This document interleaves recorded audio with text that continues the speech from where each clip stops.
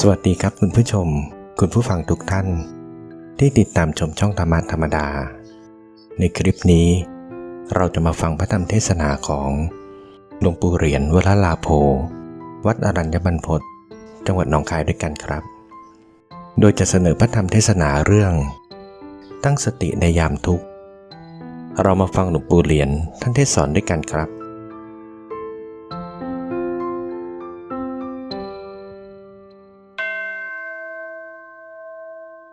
สำรวมจิตใจของตนให้ดีเรามาประชุมกันความมุ่งหมายก็เพื่ออบรมจิตใจโดยตรงถ้าไม่รวมกันอย่างนี้มันไม่มีกำลังใจเข้มแข็งเมื่อเราได้รวมกันสามัคคีกันอย่างนี้ต่างถ้อยที่ถ้อยก็ยินดีในการฝึกตนต่อกันและกันเราอยู่ร่วมกันเราถือธรรมเป็นใหญ่เมื่อถือธรรมเป็นใหญ่แล้วต่างคนก็ทำใจให้เป็นธรรมให้ตั้งอยู่ในความสงบมันก็ไม่มีเรื่องอะไรที่จะกระทบกระทั่งกันให้มีเป็นเรื่องเดือดเนื้อร้อนใจต่างคนต่างมีศีลมีวินัยมีสติเป็นวินัยดังที่เคยพูดมาแล้วมันก็สบายใจดีเรียกว่าการปฏิบัติธรรมนี่ก็เพื่อความสบายใจไม่ใช่ปฏิบัติแล้วได้รับความทุกข์เดือดร้อนใจอย่างนั้นหาไม่ได้เลยเพราะว่าความสงบใจมันเป็นความสุขอย่างยอดความสุขนอกนั้นเป็นแต่เปลือกเป็นแต่กระพี้ของความสุขเท่านั้นขอให้พากันเข้าใจพระศาสดาทรงมุ่งฝึกคนให้มีจิตใจสงบระงับนี่แหละเป็นจุดหมายปลายทางของพระองค์ก็ให้พากันคิดนึกถึงจุดประสงค์ของพระพุทธเจ้าเพราะเรานับถือพระพุทธองค์เป็นศาสดาผู้สั่งสอนผู้ชี้หนทางออกจากทุกข์ให้ไม่ใช่อย่างอื่นใดการนับถือพระพุทธเจ้านะเรามาศึกษาพระธรรมคำสอนของพระองค์แล้วเห็นว่าคำสอนของพระองค์นี่เป็นเครื่องชี้หนทางออกจากทุกข์ได้โดยตรงเลยไม่ใช่อ้อมค้อมนะทุกคนต้องพิจารณาให้เห็นดังกล่าวมานี้เรียกว่าให้เห็นคุณภาพของพระธรรมว่าเมื่อผู้ใดปฏิบัติตามแล้วถ้าปฏิบัติถูกทางจริงๆย่อมได้ความสุขความเย็นใจจริงๆเพราะจิตใจนี่นะถ้าพิสูจน์โดยตรงเข้าไปแล้วมันไม่มีรูปร่างอะไรมีแต่ความรู้สึกเท่านั้นโรคภัยไข้เจ็บก็ไม่เข้าไม่ถึงไม่ทำลายความรู้สึกอันนี้ได้โรคภัยไข้เจ็บมันเบียดเบียนได้แต่ร่างกายเท่านั้นเองความรู้สึกคือดวงจิตนี่แต่ถ้าหากว่าไม่ได้ฝึกฝนให้เกิดความรู้ความฉลาดแล้วร่างกายนี่มันแปรปรวนกระทบกระทั่งเอาจิตนี่ก็เป็นทุกข์เดือดร้อนเพราะไม่มีปัญญาจะรู้เท่าร่างกายนี่ตามเป็นจริงดังนั้นพระศาสดาจึงได้ทรงสอนให้ฝึกจิตใจนี่ให้ตั้งมั่นลงไปแล้วจะได้เกิดปัญญารู้เท่าร่างกายนี่ตามเป็นจริงเมื่อรู้ตามเป็นจริงแล้วว่ามันไม่ใช่ของเราแล้วอย่างนี้จิตมันก็เป็นทุกข์เดือดร้อนเนี่ยแต่ความรู้สึกเจ็บปวดร้อนหนาวอะไรอย่างนี้มันมีอยู่แต่ว่าจิตถ้าไม่เป็นทุกข์ไม่กระวนกระวายหมายความว่าอย่างนั้นเมื่อจิตรู้เท่านะ ถ้าจิตไม่รู้เท่าแล้วมันเป็นทุกข์กระวนกระวายทั้งกลัวตายก็กลัวอย่างนี้แหละดังนั้นขอให้เข้าใจว่าก็เราฝึกจิตฝึกใจนี่ให้มันเข้มแข็งไม่ให้มันยึดถือร่างกายสังขารอันนี้ว่าเป็นตัวเป็นตนเป็นของของตนก็เพื่อฝึกจิตนี่ไม่ให้มันสะดุ้งหวาดกลัวต่อความตายต่อความแปรผันของรูปกายอันนี้ไม่ให้จิตนี้มันเศร้าโศกเสียใจกับร่างกายอันนี้เมื่อเวลาร่างกายนี่มันวิบัติแปรปรวนไปจุดมุ่งหมายที่แท้จริงก็อย่างนี้แหละขอให้เข้าใจทีนี้การที่ฝึกจิตนี่จะให้จิตนี่มันรู้เท่าร่างกายตามเป็นจริงได้มันก็ต้องเริ่มมาตั้งแต่การรักษาศีลให้บริสุทธิ์นู่นเมื่อศีลบริสุทธิ์แล้ว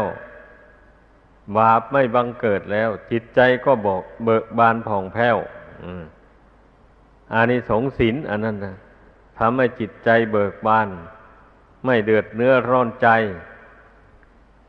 เมื่มากรวดดูความประพฤติทางกายวาจาเห็นว่าบริสุทธิ์อยู่ไม่ได้ใช้กายวาจานี่ทำบาปพูดในสิ่งที่เป็นบาป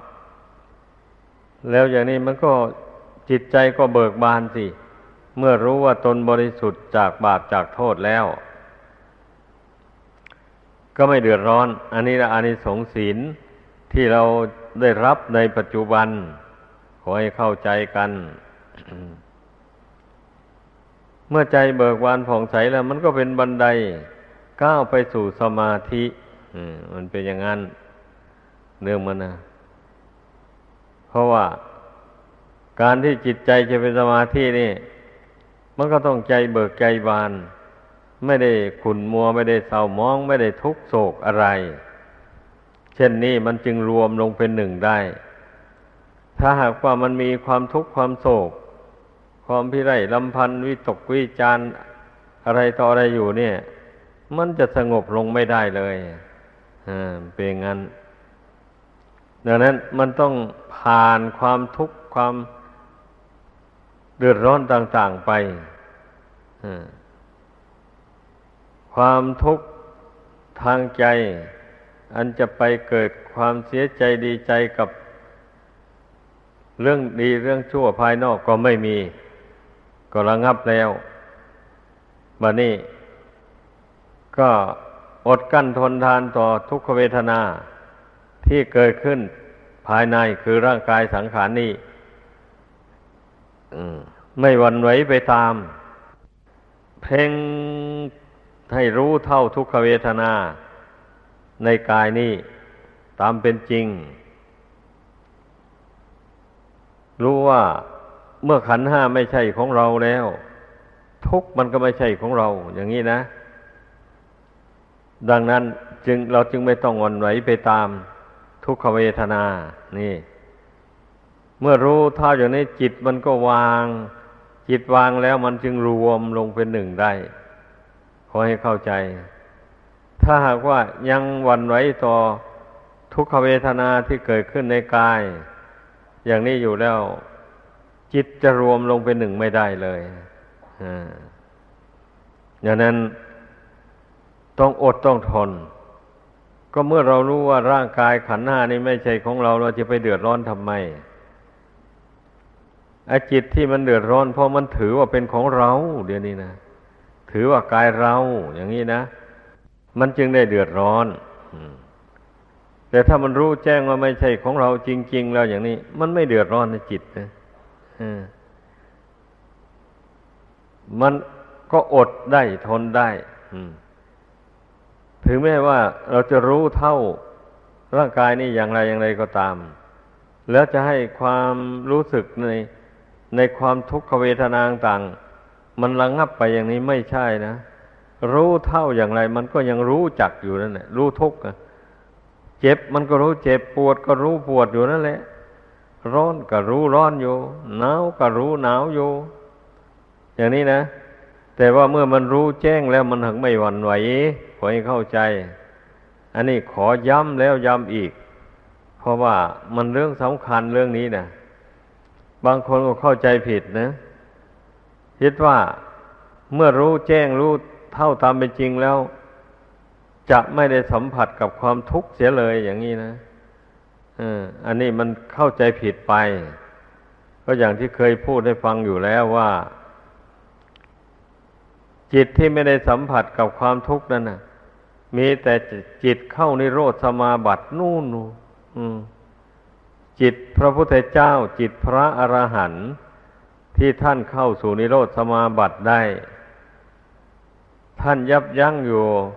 โดยไม่ต้องขยับเขยื้อนร่างกายไปไหนมาไหนอยู่7 วัน 7 คืนท่านก็อยู่ได้อันนั้นแสดงว่าจิตท่านไม่ได้สัมผัสกับความทุกข์ในร่างกายเลยเมื่อจิตท่านตั้งอยู่โดยลำพังแล้วอย่างนี้ไอ้ร่างกายมันก็พลอยสงบไปเลยวันนี้มันก็ไม่ป่วนปั่นหวั่นไหวอะไรในขณะที่ท่านเข้านิโรธสมาบัติอยู่นั้นนะเหตุนั้นท่านจึงยับยั้งอยู่ได้ถึง7 วัน 7 คืนถ้าได้สัมผัสกับความทุกขเวทนาของร่างกายอยู่นี่อยู่ไม่ได้ถึงปานนั้นต้องให้เข้าใจมันตลอดเมื่อท่านผู้ที่เข้านิโรธสมาบัติไม่ได้อย่างนี้มันก็ต้องได้สัมผัสกับความทุกข์ความแปรปรวนของร่างกายอันนี้อยู่อย่างนั้นแหละแต่ว่าท่านผู้ละอุปทานความยึดมั่นถือมั่นในขันธ์ห้าว่าเป็นตัวเป็นตนเป็นเราเป็นเขาได้แล้วท่านยังไม่เป็นทุกข์อย่างนี้นะให้เข้าใจรู้ทุกข์อยู่นั่นนะแต่ว่าจิตใจไม่เป็นทุกข์ไม่กระวนกระวายไม่หวั่นไหวอดได้ทนได้มีสติรู้เท่าอยู่ตามธรรมดามีปัญญารู้แจ้งในขันธ์ห้าตามเป็นจริงอยู่รู้ว่าขันธ์ห้านี่มันแปรปรวนมันกำลังจะแตกจะดับไม่ใช่เราแปรปรวนไม่ใช่เราแตกเราดับเราไม่มีอยู่ในขันธ์ห้าขันธ์ห้าไม่มีอยู่ในเราก็ต้องใช้ปัญญาสอนจิตอย่างนี้มันเป็นความจริงนะเรียกว่าสอนความจริงไม่ใช่ปั้นเรื่องเอาเป็นความจริงสิถ้าว่าขันธ์ห้ามีอยู่ในเรามีอยู่ในขันธ์ห้ามันก็เป็นทุกข์ตลอดกาลไม่มีผู้ใดพ้นทุกข์ได้เลยอย่างนี้เหตุที่มันจะมีผู้พ้นทุกข์ได้แสดงว่าผู้ที่อยู่นอกเหนือขันธ์ห้ามีอยู่นี่ผู้ที่ไม่ใช่อยู่ในวงของขันธ์ห้านั่นนะมีอยู่เช่นรูปเวทนาสัญญาสังขารวิญญาณนี่อันนี้มันเป็นจำพวกขันธ์ห้านี่แล้วธรรมชาติที่อยู่นอกขันธ์ห้านั้นมีคืออะไรเราคือดวงจิตนั่นแหละให้เข้าใจดวงจิตนี่มันไม่ได้เป็นขันธ์ห้าหมายความว่าอย่างนั้นแต่อาศัยขันธ์ห้าอยู่หากไม่ใช่ขันธ์ห้าวิญญาณเหรอวิญญาณก็เป็นอาการของจิตออกจากจิตมันเป็นอย่างนั้นก็สังเกตดูสิเมื่อเวลาคนจะตายนะเวลาจวนจะตายนะวิญญาณทางกายมันก็ดับเบื้องบนตั้งแต่พื้นเท้าขึ้นไปดับความรู้สึกไปความรู้สึกมันก็หายไปขึ้นมาถึงหัวเข่าขึ้นมาถึงขาดับขึ้นความรู้สึกไม่มีแล้ววันนี้นี่นั่นแหละวิญญาณมันดับ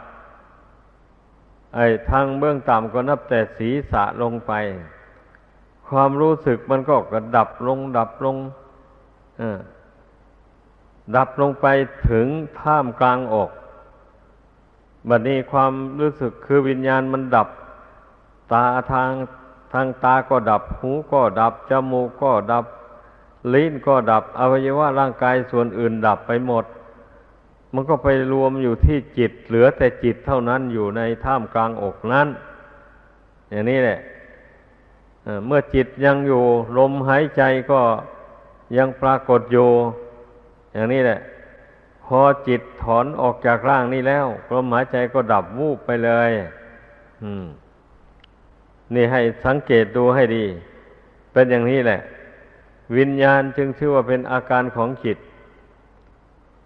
อยู่ในจำพวกขันธ์ห้าเมื่อรูปร่างกายอันนี้มันธาตุทั้งสี่นี่ไม่ปรองดองสามัคคีกันแล้วมันแตกสามัคคีกันบัดนี้นามธรรมที่อาศัยในขันธ์ห้านี่ก็อยู่ไม่ได้เวทนาความสุขความทุกข์อะไรเมื่อวิญญาณความรู้สึกนี่มันดับไปเท่าไหนเวทนาที่นั่นก็ไม่มีแล้วสัญญาความจำหมายในส่วนที่วิญญาณมันดับไปนั่นก็ไม่มีแล้วสังขารความปรุงแต่งว่าเราเจ็บแข้งเจ็บขาเจ็บเท้าหรือว่าปวดศีรษะนี่ไม่มีแล้วเมื่อวิญญาณมันดับไปแล้วมันเป็นอย่างนั้นมันดับไปตรงไหนแล้วก็ความรู้สึกนามธรรมทั้งสี่นี่ก็ดับไปพร้อมๆกันเลยเมื่อวิญญาณดับเวทนาสัญญาสังขารก็ดับไปตามกันเป็นอย่างนั้นอันนี้ไปมันก็ยังเหลือแต่ดวงจิตเท่านั้นแหละอาศัยอยู่หาไทยวัตถุนั้นทีนี้เมื่อถึงวาระมันมาแล้วเรียกว่าบุญเก่าหมดลงแล้วจิตก็อาศัยอยู่ในร่างนี้ไม่ได้ถอนตัวออกจากหาไทยวัตถุนั้นไปตามยถากรรมแบบนี้นะถ้าผู้มีบุญได้สั่งสมบุญไว้มีสติควบคุมความรู้สึกคือดวงจิตได้ไม่ให้เกาะไม่ให้คล้องอยู่ในโลกอันนี้อย่างนี้นะ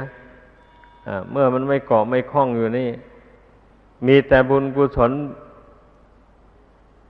ปรากฏอยู่ในจิตใจอย่างเดียวเท่านั้นบุญกุศลมันก็นำไปสู่ที่สุขสบายได้ตามประสงค์เลยแต่ถ้าจิตไปคล้องอยู่แล้วถึงบุญมีอยู่มันก็ไปไม่ได้บุญก็พาไปไม่ได้ขอให้เข้าใจยกตัวอย่างเช่นพระเจ้าอโศกมหาราชท่านเป็นผู้ทำสังฆายนาครั้งที่3สำเร็จลงแล้วบัดนี้ก็มาสร้างเจดีย์ 84,000 พระธรรมขันธ์ 84,000 ห้องแล้วได้อาราธนานิมนต์ให้พระอรหันต์ที่ท่านมีฤทธิ์ในสมัยนั้นไปอัญเชิญเอาพระบรมธาตุของพระพุทธเจ้าที่บรรดากษัตริย์หัวเมืองต่างๆ7หัวเมืองใหญ่ๆแล้วก็หัวเมืองน้อยๆอีกได้รับส่วนแบ่งจากธนพราหมณ์ที่เมืองกุสินารายข้างนั้นแล้วต่างก็เอาไปก่อเจดีย์บรรจุไว้ในเมืองของตนบัดนี้พระอรหันต์ทั้งหลายเหล่านั้นท่านก็ไปอัญเชิญเอาพระบรมธาตุอันมาด้วยอำนาจอานุภาพของตนเอามามอบให้แก่พระเจ้าอโศกมหาราชพระเจ้าอโศกมหาราชจึงได้แบ่งเอาพระบรมธาตุนั้นบรรจุไว้ในวิหาร 84,000 ห้องให้ทั่วถึงกันไปหมดเลยอย่างนี้แล้ววันนี้พระเจ้าอโศกมหาราชมีศรัทธาได้ทำบุญกุศลสักการะบูชาพระบรมธาตุของพระพุทธเจ้าอยู่ทั้ง7 ปี7 เดือน7 วันแล้วยังวันสุดท้ายเอาสำลีซุปน้ำมันแล้วก็เอามาติดใส่ร่างกายนี่โดยรอบเลยเสร็จแล้วก็จุดไฟเผาตัวเองเพื่อเป็นพุทธบูชาธรรมบูชาสังฆบูชาไฟไหม้สำลีไปจนหมด ไม่ได้ไหม้ร่างกายของพระเจ้าอโศกมาราชแม้แต่น้อยเดียวเลยอันนี้ด้วยบุญญานุภาพอันนั้นรักษาไว้ถึงปานนั้นพระเจ้าอโศกมาราชไม่ได้ภาวนาไม่ได้ทำความเพียรทำกิเลสให้เบาบางลงไปเมื่อเวลาเสร็จการบำเพ็ญบุญกุศลดังกล่าวมานั้นแล้วเงินทองในท้องพระคลังก็ร่อยหรอลงไปเมื่อนี้พระเจ้าอโศกมาราชนี่ก็เจ็บป่วยลงไปหนักพวกเสนาอามาตย์ก็ประชุมปรึกษาวิจารณ์กันว่า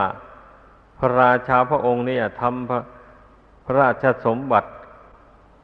ส่วนของพระมหากษัตริย์นี่ใช้จ่ายไปจนหมดไปมากมายกายกองให้ผู้ที่มาครองราชสมบัติสืบต่อก็จะเดือดร้อนในภายหลังว่างั้นพระเจ้าอโศกมหาราชได้ทรงฟังนั้นก็โทมนัสน้อยใจระงับอารมณ์อันนั้นไม่ได้แล้วก็สวรรคตไปสวรรคตไปในขณะที่จิตใจเป็นอกุศลไอ้บุญกุศลที่ตนได้ทำมามากมายนั้นลืมเสียแล้วนึกไม่ได้อย่างนี้นะบาปอกุศลอันนั้นจึงนำจิตวิญญาณของพระเจ้าอโศกมาราชไปบังเกิดเป็นงูเหลือมตัวใหญ่เลยทีเดียวเอาหางเกี่ยวกิ่งไม้อยู่ริมทะเลเอาหัวมุดลงน้ำดำน้ำกินปลาอยู่ในน้ำทะเลแต่โชคดีที่ว่า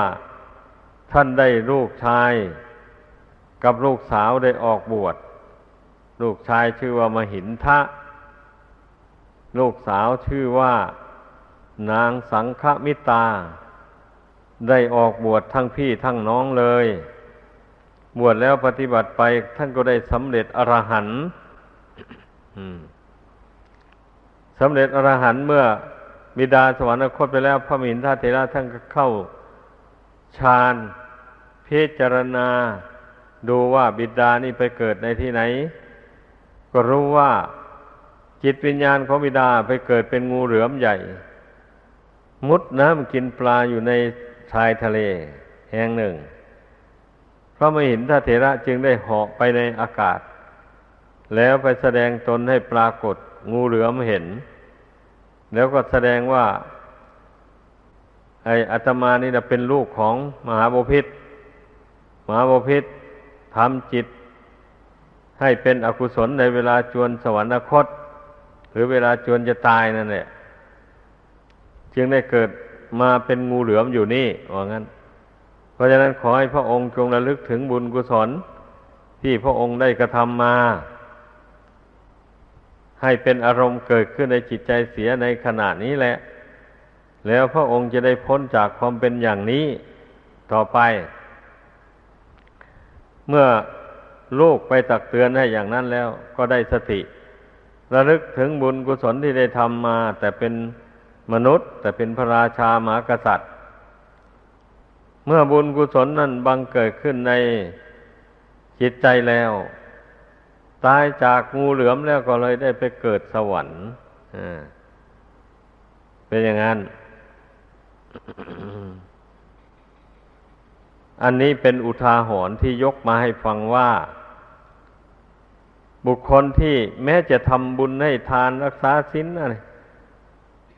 อย่างไรก็ตามแต่ถ้าหากว่าไม่เจริญสมาธิภาวนาไม่พยายามละนิวรณ์ห้าให้ระงับไปจากจิตใจ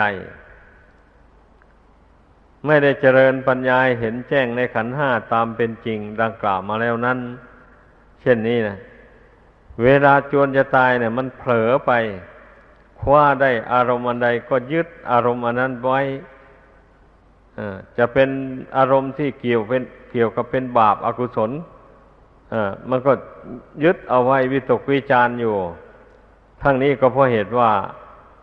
ไม่สามารถที่จะกำหนดละอารมณ์เหล่านั้นได้เพราะไม่ได้ฝึกจิตใจมาให้เป็นสมาธิไม่ได้เจริญปัญญามาแต่ก่อนนี่พากันเข้าใจพ ผู้ใดได้เจริญสมาธิได้เจริญปัญญามาแล้วอย่างนี้ย่อมเป็นผู้มีสติมากรู้ตัวอยู่เสมอเวลายังไม่เจ็บไข้ได้ป่วยก็รู้ตัวอยู่ก็มองเห็นกำหนดรู้อยู่ว่าธาตุสี่ขันธ์ห้านี่มันแปรปรวนเกิดดับเกิดดับอยู่อย่างนั้นไม่ใช่มันอยู่นิ่งๆเมื่อไหร่มันไม่ได้อยู่นิ่งๆเลยรูปกายมันเกิดยังไงก็เคยพูดอยู่บ่อยๆอยู่แล้วแหละแต่ต้องพูดอีกก็อย่างเช่นเรารับประทานอาหารเข้าไปอย่างนี้นะอาหารเก่าที่ไฟถ้ามันย่อยออกไปนั้นแล้วมันก็ถ่ายเทออกไปนั่นเรียกว่ารูปเก่ามันดับไปแล้วรูปใหม่เกิดแทนก็รับประทานอาหารเข้าไปใหม่อีกเอาไปแทนของเก่าไว้ไฟธาตุน้ำย่อยอาหารก็ย่อยอาหารนั้นไปซึมซาบหล่อเลี้ยงร่างกายอันนี้ไว้แทนกันไว้อย่างนี้แล้วส่วนใดที่เป็นน้ำย่อยอาหารที่ซึมซาบไปหล่อเลี้ยงร่างกายนี่มันก็ไหลออกมาเป็นเหงื่อเป็นไข้เป็นน้ำมูกเป็นน้ำลายไปอย่างนั้นแหละเรียกว่าอาหารส่วนละเอียดอันนี้นะรูปเก่าดับไปแล้วรูปใหม่เกิดขึ้นมาแทนแต่ถ้าหากว่าไม่รับประทานอาหารเข้าไปแทนเช่นนี้เรารูปกายนี่มันก็สูบซีดเหี่ยวแห้งไปเลยตั้งอยู่ไม่ได้รูปกายนี่จะตั้งอยู่ได้ก็เพราะว่ามันมีอาหารเป็นเครื่องหล่อเลี้ยงอยู่จึงค่อยตั้งอยู่ได้จึงมีผิวพรรณเปล่งปลั่งจึงไม่สูบไม่ผอมลงจึงมีกำลังเรี่ยวแรงดีอยู่นี่ให้พิจารณามันรู้ว่ามันเห็นอย่างนี้แต่ทีนี้นะถ้าหากว่าบุญเก่าที่ได้สั่งสมอบรมมาแต่ก่อนนะมันรักษามันให้ผลไปในร่างกายนี่มันร่อยหรอลงแล้วมันร่างกายนี่มันก็ชำรุดทรุดโทรมลงเป็นอย่างนั้นเมื่อมันร่างกายชำรุดทรุดโทรมลงแล้วรับประทานอาหารก็ไม่มีรสมีชาติเหมือนเดิมนอนก็ไม่หลับเต็มที่เมื่อร่างกายทรุดโทรมลงไปแล้วก็มักจะมีโรคภัยมาเบียดเบียนเป็นโรคเป็นภัยเจ็บป่วยอยู่ไว้บ่อยอย่างที่เราก็รู้กันอยู่นี่นะนั่นแหละแสดงว่าบุญเก่ามันร่อยหรอลงไปแล้วร่างกายนี่จึงมีโรคภัยมาเบียดเบียนรับประทานอาหารก็ไม่ได้มากเต็มส่วนนอนก็ไม่ได้หลับเต็มส่วนเช่นนี้นะร่างกายมันก็ทรุดโทรมลงไปเมื่อบุญเก่ามันหมดลงจริงๆลมหายใจก็หมดสิ้นลงไปจิตใจก็อาศัยอยู่ร่างอันนี้ไม่ได้บุญมีบาปมีที่ได้ทำไว้นั่นมันก็นำไปสู่สุขสู่ทุกข์ไปตามบุญตามกรรมท่านผู้ละอาสวะกิเลสสิ้นไปแล้วท่านก็เข้าสู่นิพพานท่านก็ไม่ได้เกิดในภพน้อยภพใหญ่ต่อไปก็อย่างนี้แหละขอให้พากันเข้าใจแต่ที่นี้มาพูดถึงว่าผู้ที่ยังละกิเลสให้หมดไม่ได้ก็เพียรละกิเลสอันเป็นส่วนอันเป็นบาปอกุศลนั้นให้มันน้อยไปเบาบางไปหรือให้มันหมดสิ้นไปจากกายวาจาใจให้ได้ก็นับว่าเป็นฐานดีเลยเป็นดีทีเดียวแหละ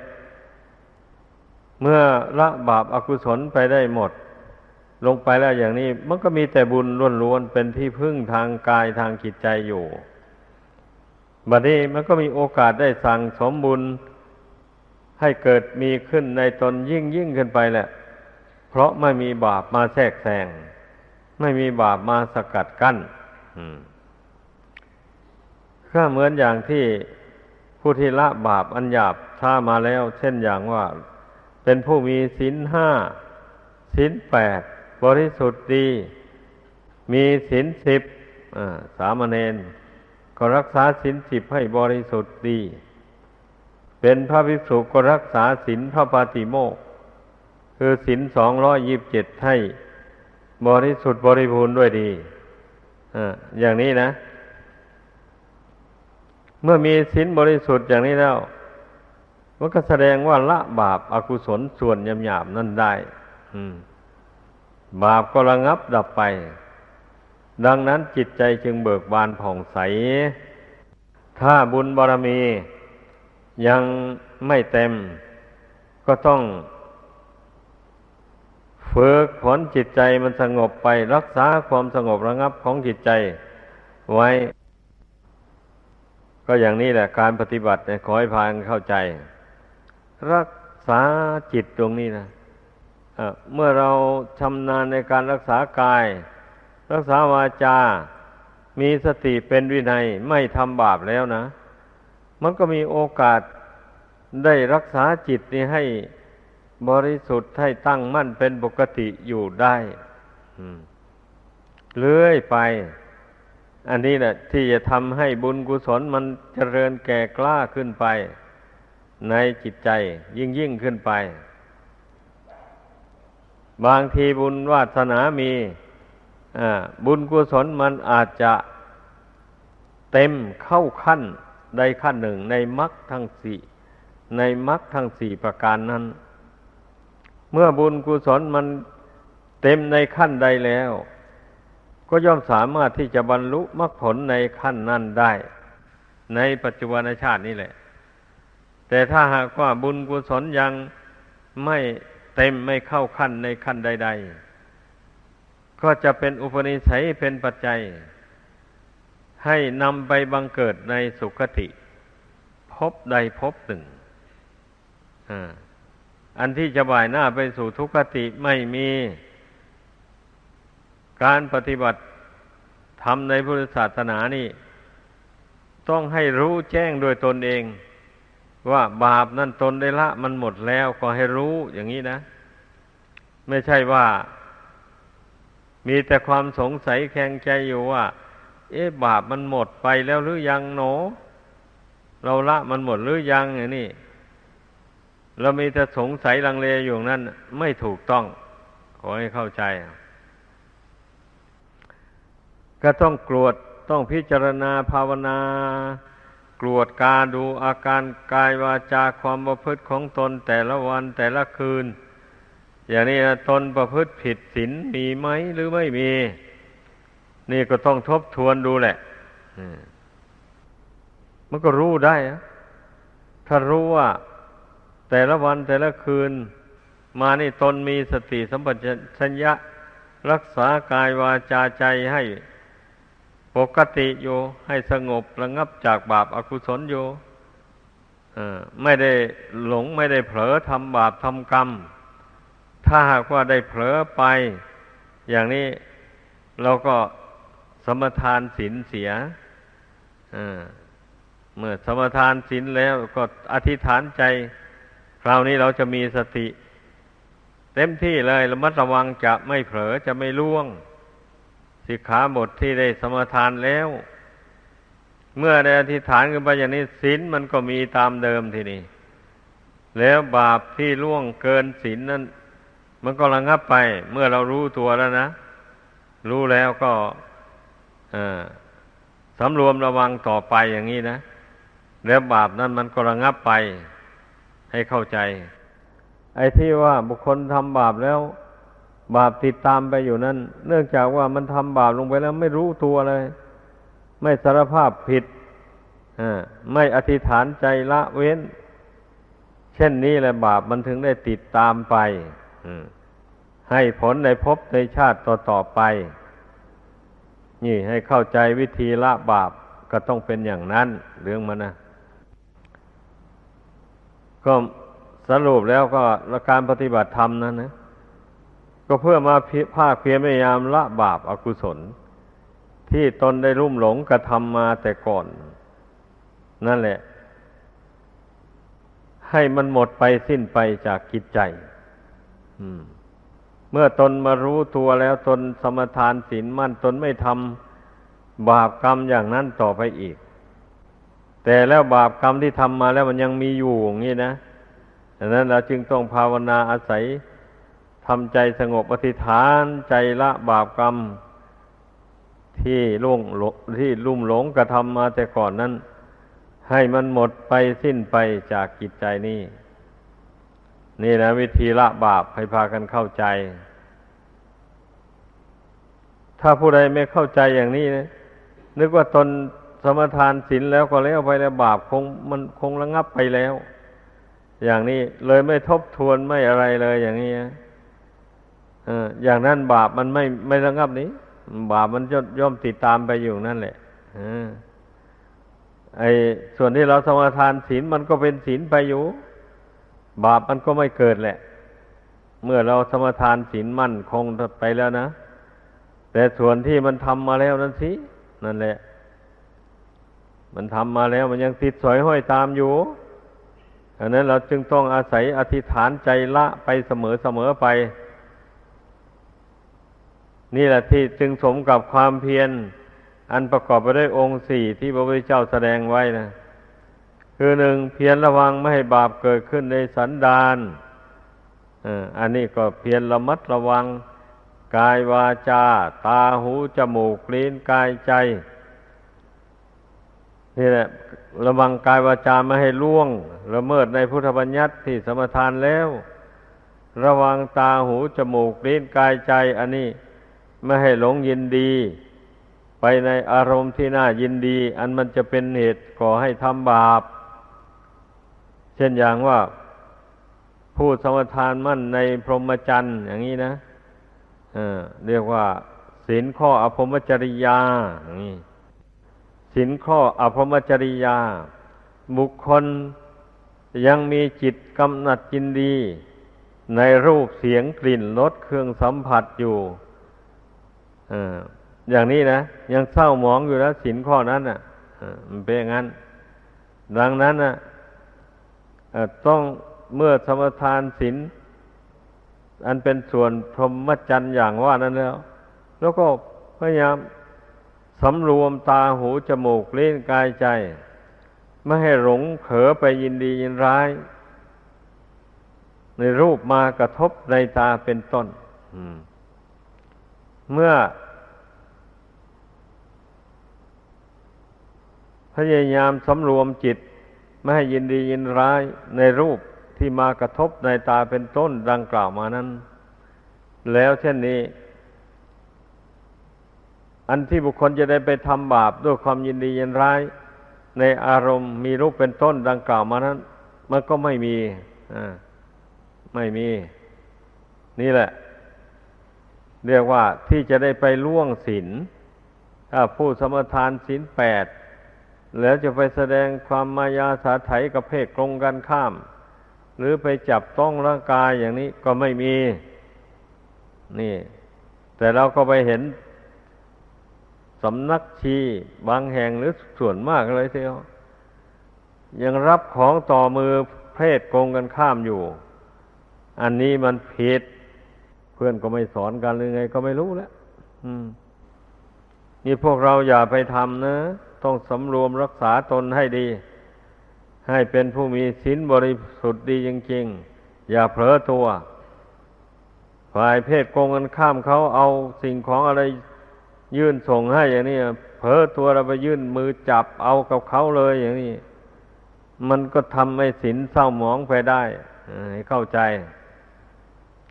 เราต้องมีสติให้เขาวางไว้เสียก่อนถึงก็จับเอาแล้วถ้ามันมีจิตยินดี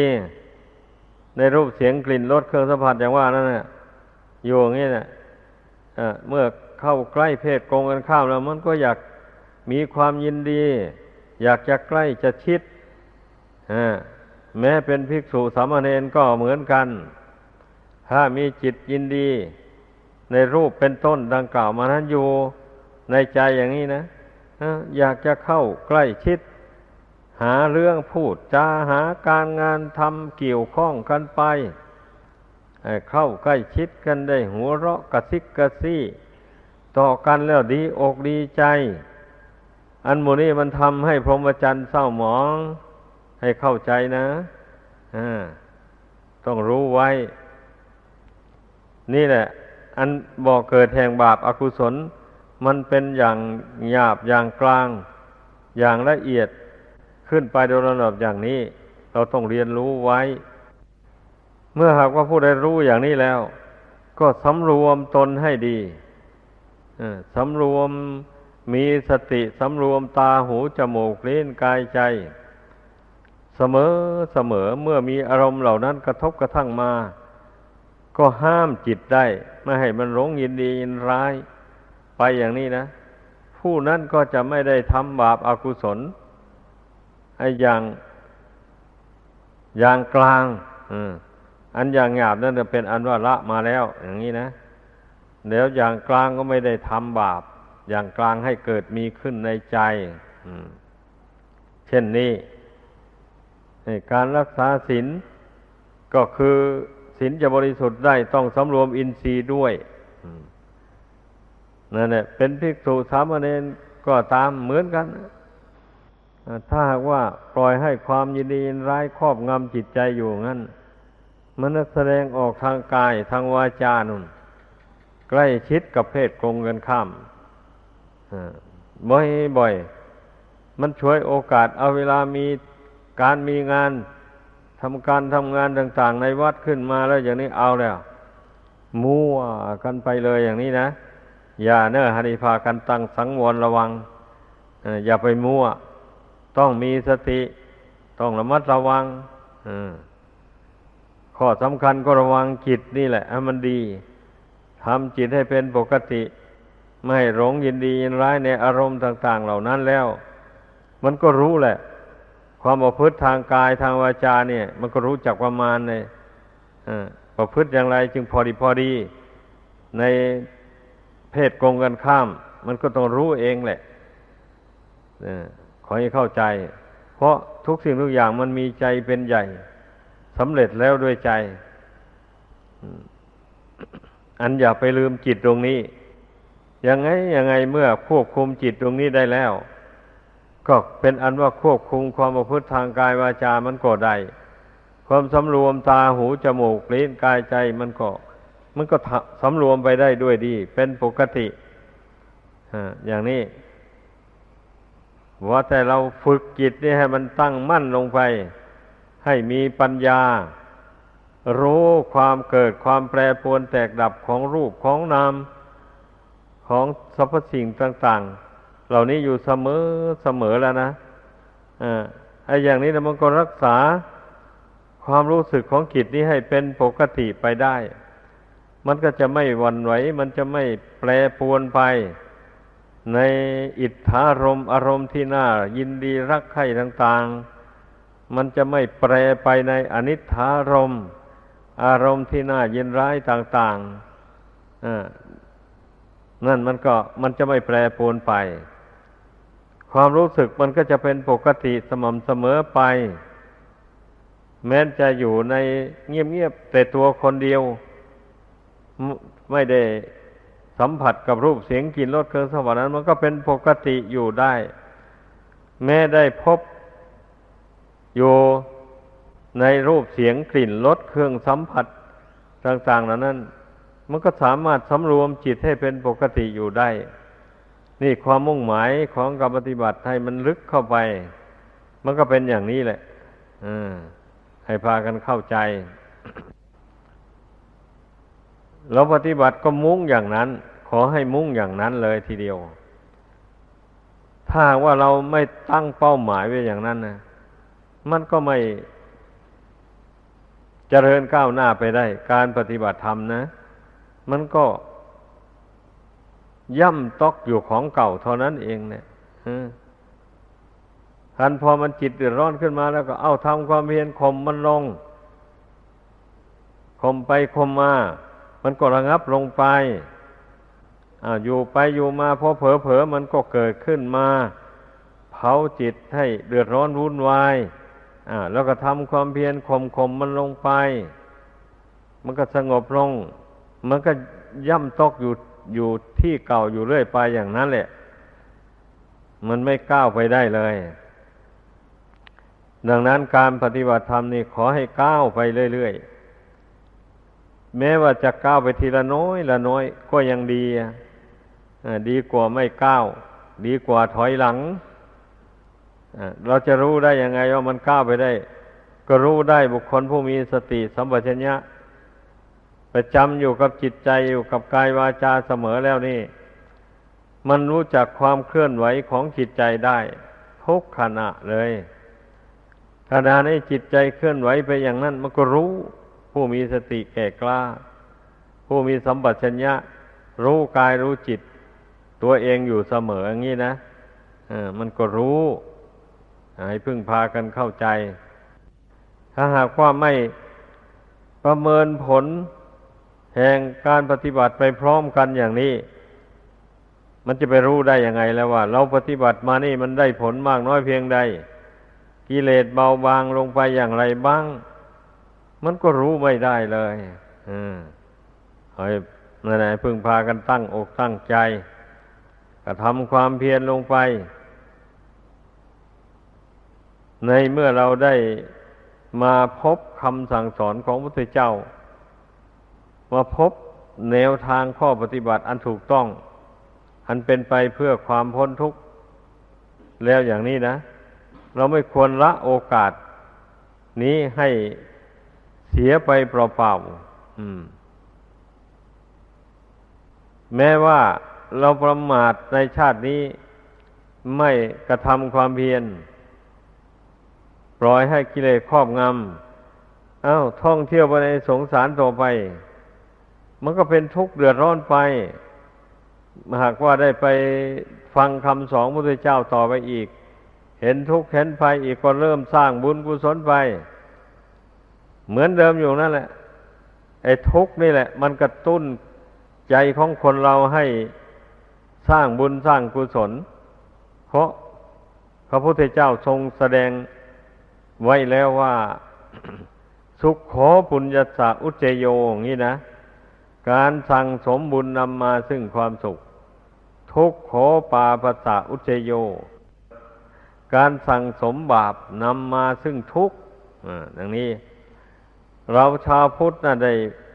ฟังพุทธภาษิตนี้แล้วเราเบื่อทุกข์กันบัดนี้ไม่ต้องการทุกข์ต้องการความสุขเมื่อต้องการความสุขเราก็ต้องสั่งสมบุญตามที่พระพุทธเจ้าทรงแนะนำสั่งสอนนั้นก็ขอให้เข้าใจตามนี้ทำไมท่านจึงสอนให้สั่งสมบุญกุศลก็เพราะบุญกุศลเป็นชื่อแห่งความสุขผู้มีบุญได้ชื่อว่ามีความสุขผู้มีบาปก็ได้ชื่อว่ามีความทุกข์นี่มันก็คู่กันอย่างนี้เองแหละดังนั้นเมื่อบุคคลใดเบื่อต่อความทุกข์ทั้งหลายแล้วมันก็ต้องน้อมใจไปในทางบุญกุศลสั่งสมบุญกุศลให้มากที่สุดเท่าที่จะมากได้ไม่ประมาท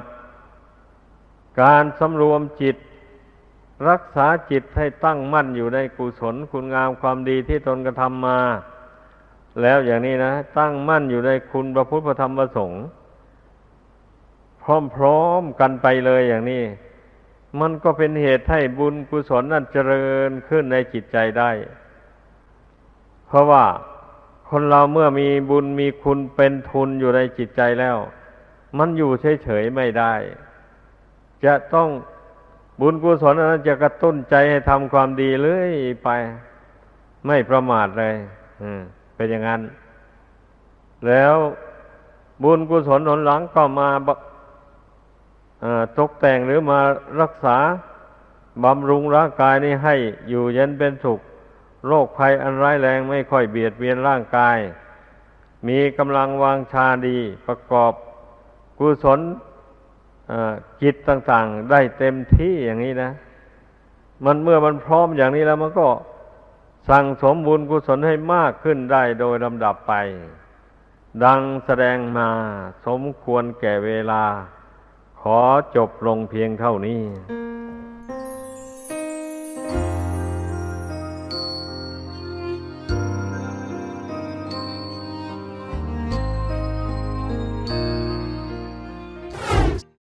คนส่วนมาก มักไม่ค่อยมองดูตัวเอง ไปมองแต่บุคคลอื่นและสิ่งอื่นสำคัญว่าตนดีอยู่ร่ำไป ไม่ทวนกระแสจิตเข้ามามองดูกายดูจิตของตัวเอง เหตุนั้นมันจึงแก้ไขตัวเองไม่ได้เลย ตนเองหลงเห็นผิดอยู่อย่างนั้นก็เห็นผิดอยู่อย่างนั้นแหละตนเองสะสมกิเลสมาแต่ก่อนมากน้อยเพียงใดมันก็มีอยู่เท่านั้นแหละกิเลสมันไม่ได้เบาบางลงเลยเพราะว่าตนไม่ได้คิดละมันเลยมีแต่คิดสะสมให้มันมากขึ้นโดยลำดับอย่างนี้แล้วจะให้กิเลสมันเบาบางได้อย่างไรนั่นแหละการภาวนาพระพุทธเจ้าจึงสอนให้ทวนกระแสจิตเข้ามาภายในโอวาทธรรมหลวงปู่เหรียญวรลาโภขอขอบคุณทุกท่านที่ได้สนับสนุนช่อง YouTube ธรรมะธรรมดาด้วยครับทุกครั้งที่ท่านดูอย่าลืมช่วยกันกดไลค์กดแชร์เพื่อเป็นการทำให้คลิปธรรมะของเราได้มีการเผยแพร่ออกไปมากขึ้นและที่สำคัญอย่าลืมกดติดตามช่องธรรมะธรรมดาด้วยนะครับขออนุโมทนาบุญกับทุกท่านที่ร่วมรับฟังด้วยกันครับสาธุ